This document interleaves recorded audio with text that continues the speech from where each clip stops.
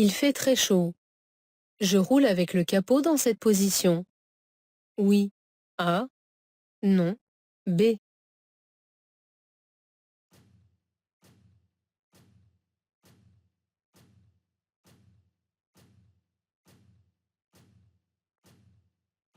Le système de refroidissement et de ventilation permet de refroidir le moteur en toute saison. Ici, le capot n'est pas complètement fermé. Si je circule ainsi, il risque de s'ouvrir brusquement, m'empêchant alors de voir devant moi. Ce serait d'autant plus dangereux qu'en raison de la résistance à l'air, ce risque s'accentue quand la vitesse augmente. Pour circuler en sécurité, je ferme complètement le capot. Sur le constat amiable, après avoir renseigné les circonstances de l'accident, il faut indiquer le nombre de cases marquées d'une croix. Oui. A. Non. B.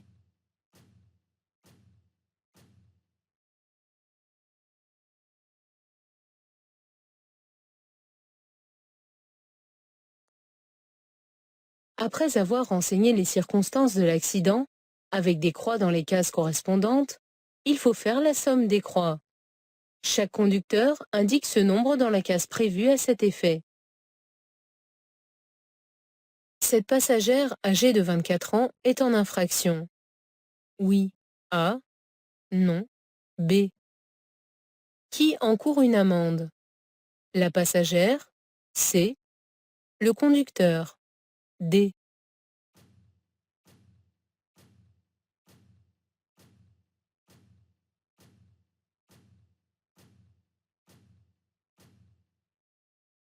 Cette passagère est en infraction et en danger car elle n'a pas attaché sa ceinture de sécurité.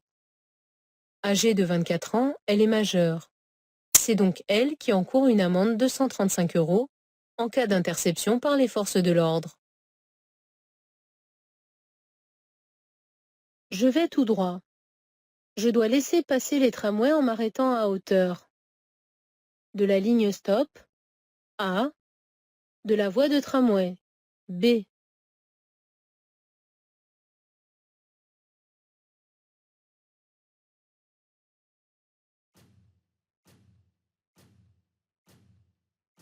J'aborde un stop. Je dois marquer l'arrêt à la ligne blanche.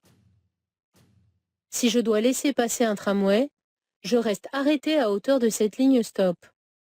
En m'avançant jusqu'à la voie de tramway, je risquerais de bloquer le passage. J'approche d'un péage. Je peux rester en feu de route. Oui. A. Non. B.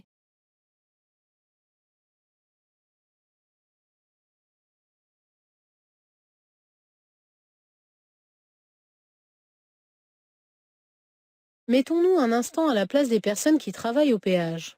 Elles n'apprécieraient pas d'être éblouies par les usagers qui approcheraient en feu de route. Par conséquent, même en l'absence d'éclairage, je passe en feu de croisement dès maintenant. Quelle est la situation la plus dangereuse? La situation numéro 1, A.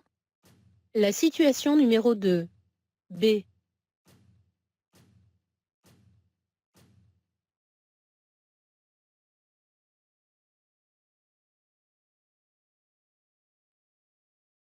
Dans les deux situations, ce véhicule doit me céder le passage. En ce qui concerne le risque, il faut tenir compte du fait que le conducteur est installé du côté gauche. Il faut également savoir que dans un fourgon, il a une visibilité réduite en raison du remplacement de la vitre latérale arrière par la carrosserie. Le danger est donc important s'il arrive en biais. Dans la situation numéro 1, le conducteur peut bouger la tête et me voir, car il est à proximité immédiate de la vitre gauche. En revanche, dans le cas numéro 2, il est trop loin de la vitre droite pour me voir directement. L'angle mort ne lui permettrait pas non plus de me voir dans son rétroviseur extérieur droit. La situation la plus dangereuse est donc la numéro 2. Si je n'obéis pas à cet agent qui me fait signe de m'arrêter, j'encours une amende de 3 750 €. Oui. A. Non. B. Une perte de 6 points. Oui. C. Non. D.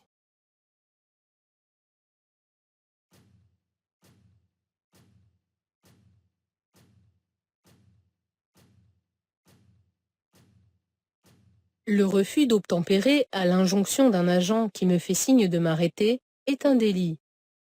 Si je commets cette infraction, j'encours une amende de 3 750 € et une perte automatique de 6 points sur mon permis. Si cette perte de points a lieu pendant la première année de mon permis, ce dernier sera invalidé. De plus, pour cette même infraction, j'encours un emprisonnement de 3 mois et une suspension du permis de 3 ans. Pour aller à Toulouse, je pourrais suivre la direction de Montauban? Oui. A. Non. B. Du centre-ville? Oui. C. Non. D.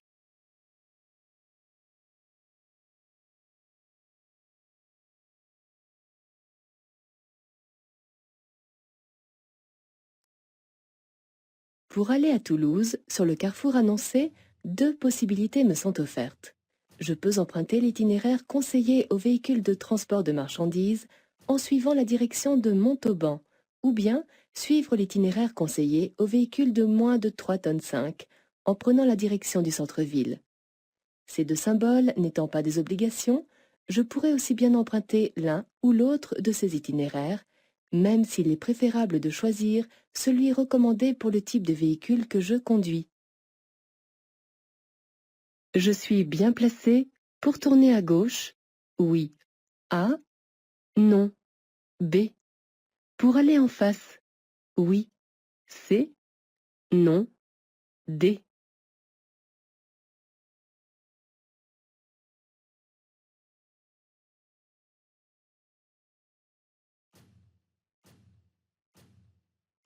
La voie sur laquelle je circule comporte des flèches orientées vers la gauche. Je suis donc bien placé pour tourner à gauche. En revanche, je ne dois pas me fier à la voiture noire dont le conducteur est en train de commettre une infraction. Pour aller en face, je devrais être sur la voie de droite. Je passe. A. Je m'arrête. B.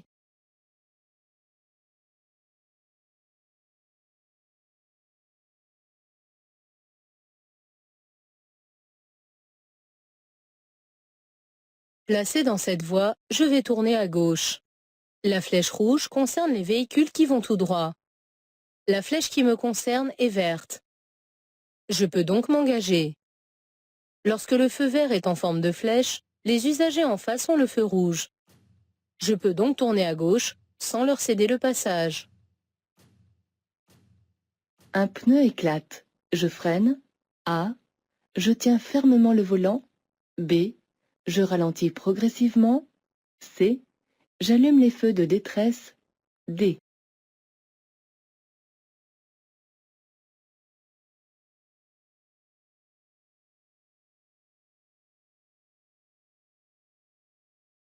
Si un pneu éclate, j'évite de freiner car je risquerais alors de perdre complètement le contrôle de mon véhicule. J'allume immédiatement les feux de détresse pour prévenir les usagers qui me suivent de l'incident. Enfin, je tiens fermement le volant tout en ralentissant progressivement et je cherche une échappatoire. Rouler plus vite augmente le champ visuel. A. Diminue le champ visuel. B. À 100 km/h, le champ visuel est de 25 degrés. Oui. C. Non. D.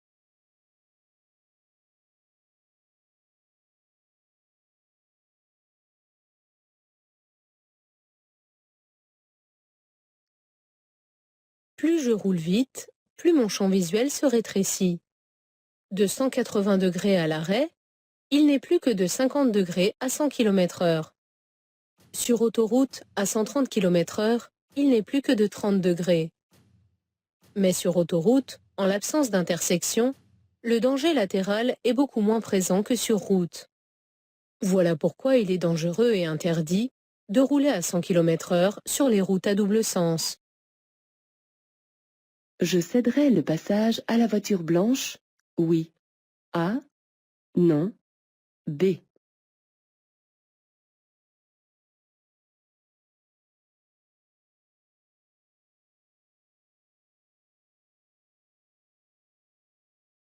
La flèche au sol m'oblige à tourner à gauche. La ligne qui traverse la rue en face n'a pas été tracée pour compléter un panneau de céder le passage, mais pour m'interdire de continuer tout droit, puisqu'elle est continue de mon côté.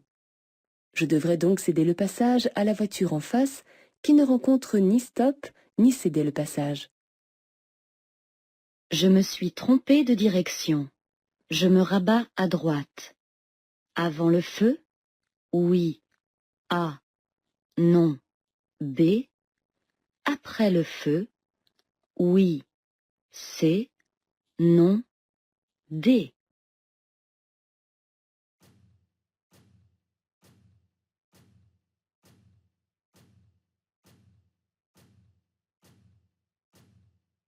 Conduire, c'est prévoir.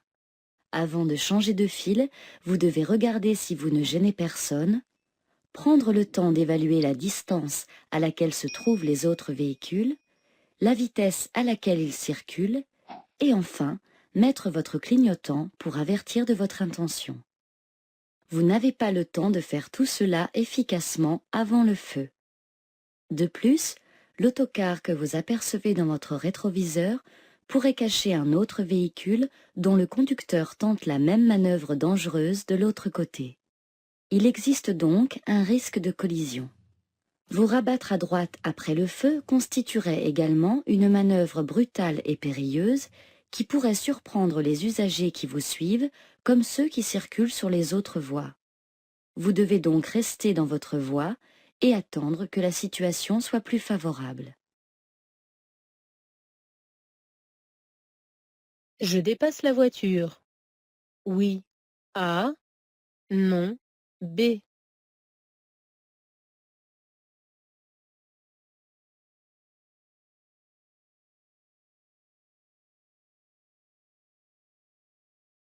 La signalisation annonce un rétrécissement de la chaussée à 150 mètres. La voie de droite, qui est réservée aux véhicules lents, va donc prendre fin. Je pourrai dépasser la voiture puisque deux voies resteront disponibles. Mais ici, le camion qui sur cette voie ne dépasse pas les 60 km/h a allumé son clignotant gauche.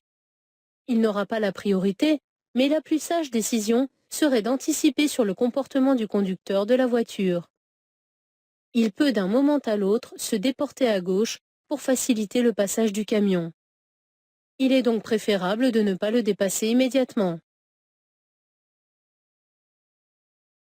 Je suis bien placé pour aller à droite, oui, A, non, B. En face, oui, C, non, D.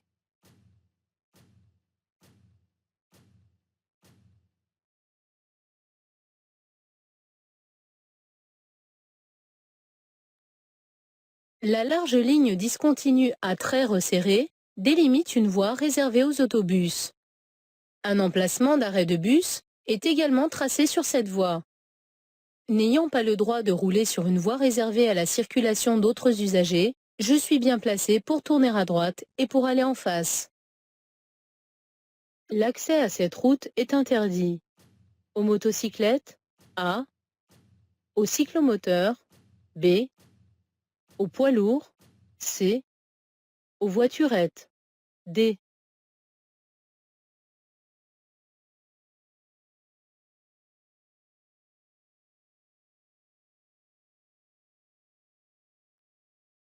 Le panneau bleu indique l'entrée d'une route à accès réglementé. Cette voie rapide est interdite aux véhicules dont la lenteur constitue une gêne et un danger pour la circulation. C'est le cas des cyclomoteurs et des voiturettes.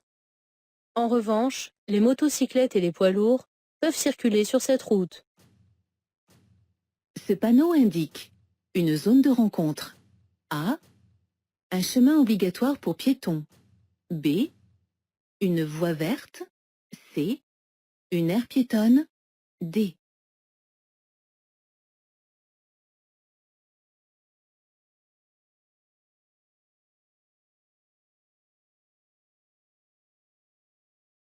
Ce panneau n'indique pas de zone de rencontre, ni de chemin obligatoire pour piétons, ni d'aire piétonne. Il signale une voie verte, qui est une voie réservée à la circulation des piétons et des véhicules sans moteur uniquement. Les voyants indiquent l'allumage des feux diurnes A, de position B, de croisement C, de brouillard avant D.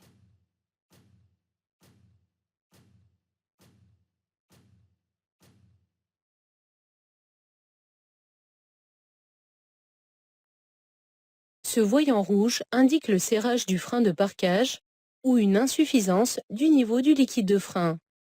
Cet autre voyant indique l'allumage des feux de position avant et arrière, ainsi que l'éclairage de la plaque d'immatriculation arrière.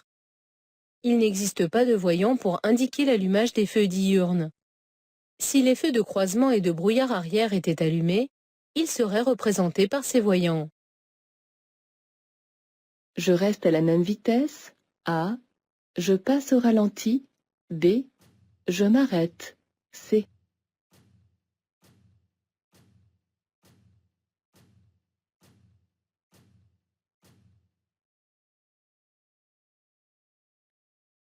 La circulation, à voie unique en raison des travaux, est réglée par des feux tricolores temporaires. Lorsque le feu passe au jaune, je dois m'arrêter, sauf en cas de danger. Ici, la voiture qui me suit de près est elle-même suivie à très faible distance par d'autres véhicules, ce qui signifie que la file roule très lentement. Comme il reste quelques mètres à parcourir jusqu'au feu, j'ai le temps de faire un arrêt en sécurité. Le feu jaune passera au rouge dans 3 à 5 secondes. Je peux dépasser le camion rouge et blanc. Oui. A. Non. B. Le véhicule qui me précède. Oui. C. Non. D.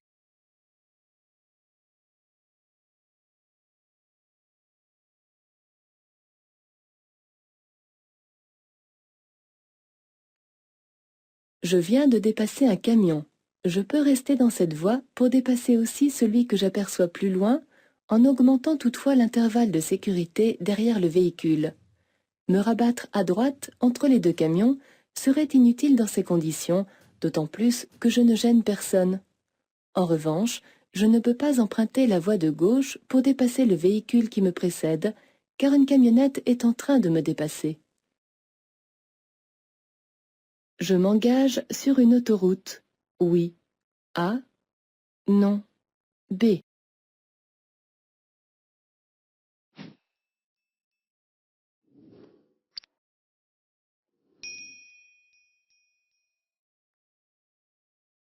La mention A701, inscrite sur la partie rouge de la borne, m'informe que je m'engage sur une autoroute.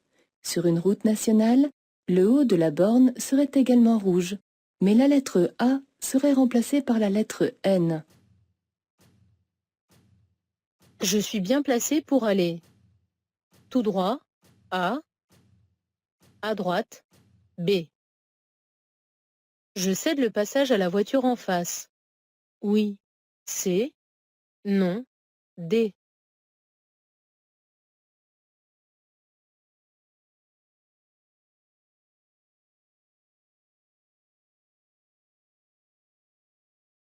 Les flèches directionnelles m'informent que la voie de droite est réservée aux véhicules qui tournent à droite. La flèche devant moi confirme que je suis bien placé pour aller tout droit. Le feu jaune est clignotant et j'aborde une intersection sans signalisation. J'applique donc la règle de la priorité à droite. La voiture en face doit me céder le passage avant de tourner à sa gauche. Je devrais m'arrêter à temps le premier pour faciliter le passage à l'autocar qui descend. Oui. A. Non. B.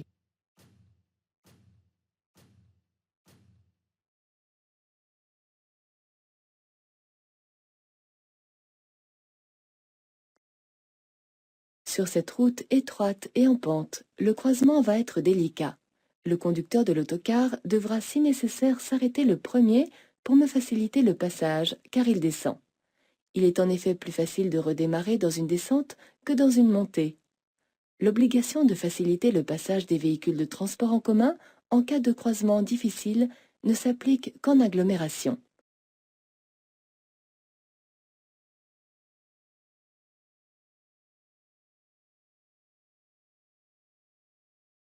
Je vais vers la gauche. La voiture blanche doit céder le passage aux piétons. Oui. A. Non. B. Je m'engage. Oui. C. Non. D.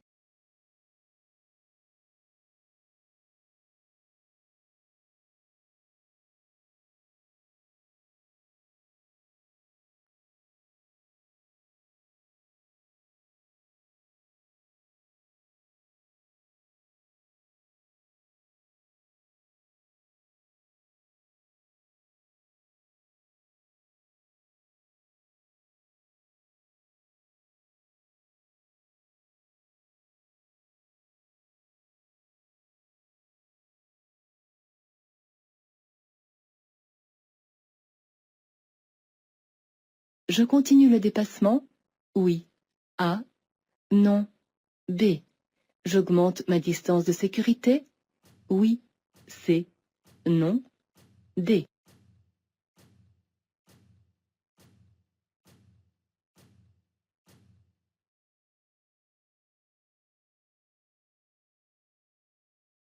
L'approche des virages n'interdit pas de dépasser puisque la chaussée est à sens unique. Par conséquent, je peux continuer le dépassement à condition de ne pas rouler à plus de 90 km/h. 3 traits de 3 mètres et 3 espaces de 10 mètres me séparent de la voiture qui me précède. Cet intervalle de 39 mètres est insuffisant. Je dois donc augmenter ma distance de sécurité qui, à 90 km/h, doit être d'au moins 50 mètres. Je quitterai l'itinéraire prioritaire si je vais tout droit. Oui. A. Non. B. À droite. Oui. C. Non. D.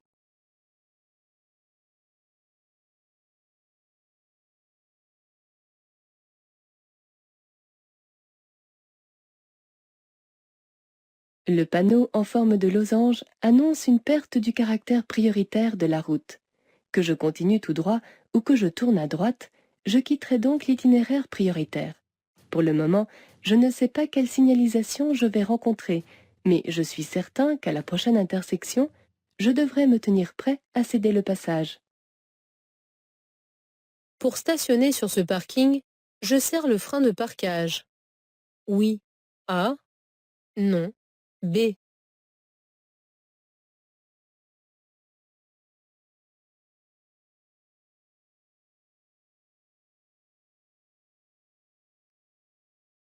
Rien ne garantit que le sol soit totalement plat.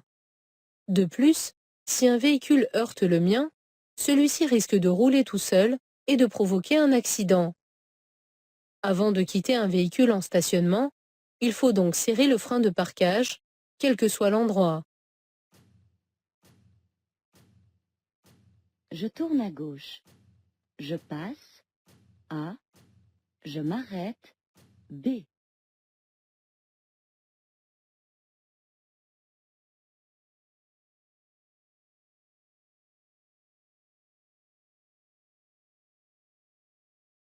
Abordant une intersection sans signalisation, je dois appliquer la règle de la priorité à droite et céder le passage à la voiture blanche.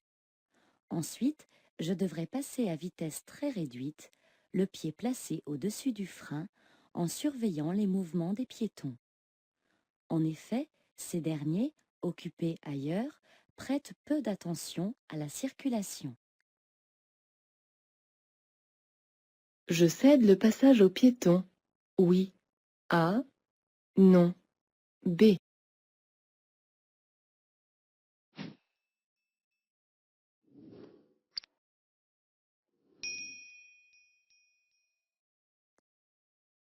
Si j'avais la possibilité de continuer tout droit, je laisserais sans doute traverser le piéton, bien qu'il soit hors du passage, car il s'engage d'un pas décidé et ne me voit pas. Mais le signal sens interdit et la ligne mixte qui est continue de mon côté m'oblige à tourner dans la rue de droite. Ne croisant pas la trajectoire de ce piéton, je n'aurai pas à lui céder le passage. En cas de doute après absorption d'alcool et avant de conduire, il est préférable de s'auto-évaluer en utilisant un éthylotest non usagé, A, de prendre un ou plusieurs cafés. B. De boire 5 fois le volume d'alcool ingéré en eau. C.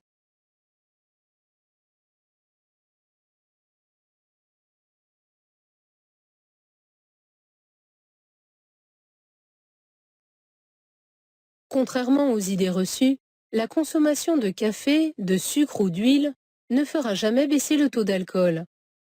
Boire de l'eau, même en grande quantité, ne réduit pas non plus l'alcoolémie. Seul le temps qui passe fait baisser le taux d'alcool. En cas de doute, le mieux est de s'auto-évaluer avec un éthylotest non usagé. Les deux tranches horaires où le risque d'assoupissement est le plus important se situent entre 13 heures et 16 heures. A. Entre 22 heures et 1 heure. B. Entre 2 heures et 6 heures. C. Entre 6 heures et 10 heures.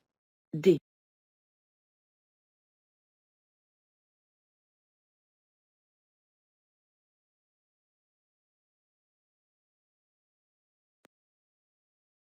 Un conducteur fatigué risque de s'endormir à tout moment de la journée ou de la nuit, mais ce risque d'assoupissement est plus important en début d'après-midi, entre 13 heures et 16 heures, surtout s'il fait chaud, et la nuit, entre 2 heures et 6 heures. Si j'ai un long trajet à faire, j'évite si possible ces deux tranches horaires. Je possède le permis B et j'ai suivi une formation spécifique. Je suis autorisé à conduire une moto de 125 cm3. Uniquement en France. A. Dans tous les pays de l'Union européenne. B. Dans le monde entier. C.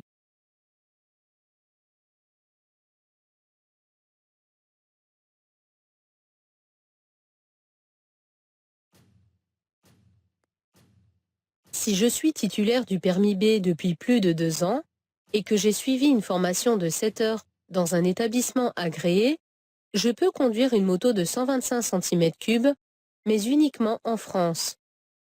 À l'étranger, mon permis B n'est pas valide pour ce type de véhicule. En cas d'accident, mon assurance ne fonctionnera pas. Pour l'achat d'une voiture, en tant qu'éco-citoyen, les critères à privilégier sont la consommation de carburant, A, le taux d'émissions polluantes, B, la puissance du moteur, C.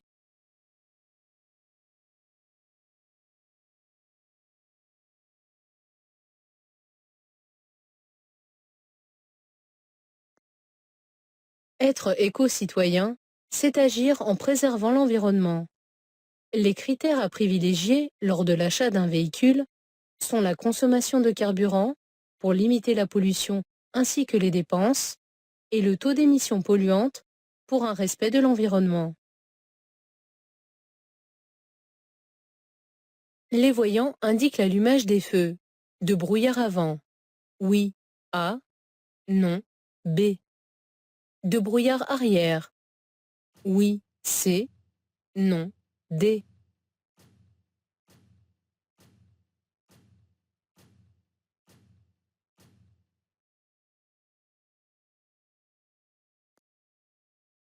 Ce voyant indique l'allumage des feux de croisement. Si les feux de brouillard avant et arrière étaient allumés, ils seraient représentés par ces voyants. Je suis bien placé pour dépasser ces voitures? Oui. A. Non. B. Tourner à gauche? Oui. C. Non. D.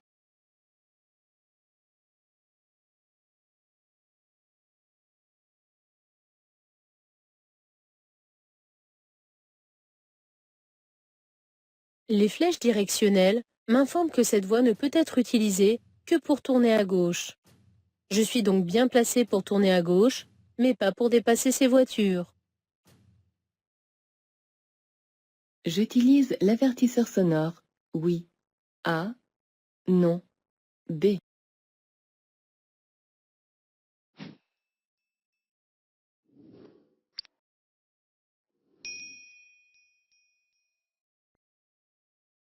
L'environnement qui m'entoure, constitué de trottoirs, de grillages et d'habitations, me permet de penser que je circule en agglomération.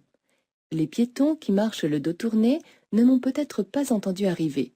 Mais, ici, ils ne représentent pas un danger immédiat, car la largeur de la route me permet de faire un écart suffisamment important à gauche pour les dépasser sans risque.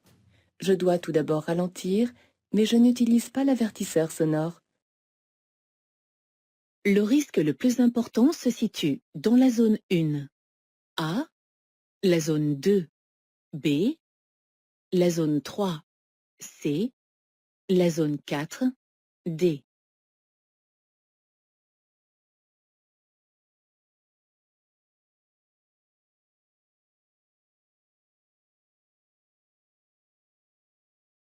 Je peux facilement prévoir les mouvements de la moto et de la voiture, qui est en train de changer de voie. Je surveille la voiture qui est à ma droite, car je peux être caché dans son angle mort. Mais le risque le plus important provient du motocycliste que j'aperçois dans le rétroviseur, en zone 3. Il est en train de se faufiler et va passer très près de mon véhicule. Je dois donc éviter de faire le moindre écart du côté gauche.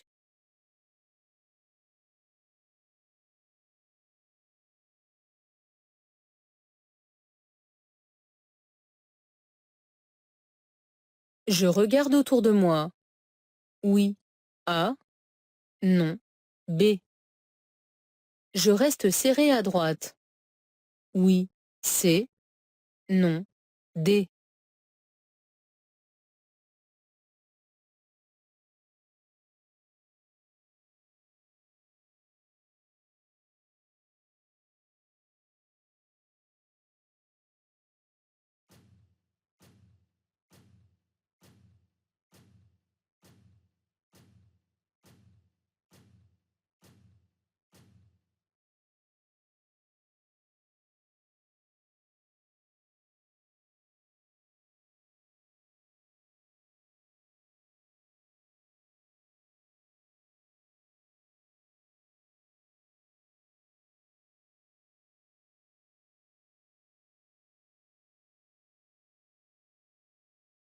Je m'apprête à allumer les feux.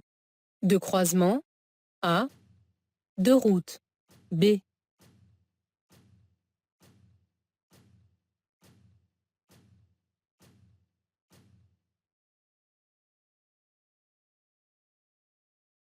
Approchant d'un tunnel, je m'apprête à allumer les feux de croisement pour être plus visible.